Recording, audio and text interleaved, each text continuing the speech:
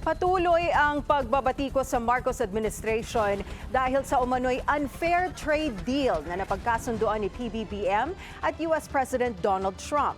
Nagbabalik si Soo-Jin Kim.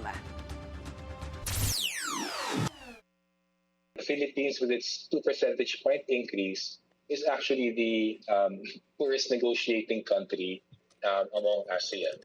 Yan ang hatol ng Ibon Foundation sa na-score na tariff deal ng Pilipinas at Amerika. Ayon kay Sunny Africa, Executive Director ng Ibon Foundation, imbis na makamit ang mas maluwag na terms, lalo pang nadagdagan ang mga pasanin ng mga produktong Pilipino. We're probably seeing about a 2.5 to 3 billion peso loss from these tariff cuts already.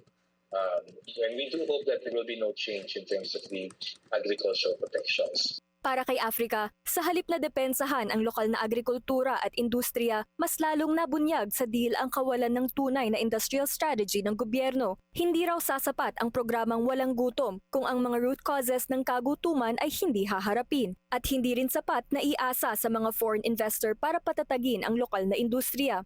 The government expands its social service system that will create employment because of the hiring teachers, doctors, nurses, all the technical staff. At the same time, by providing those services for free, it frees up purchasing power on the part of households. Samantala, nilinaw ng Malacanang na mayroon pa ring mga produkto ng Amerika na hindi zero tariff tulad ng palay, mais, asukal, manok, baboy at isda.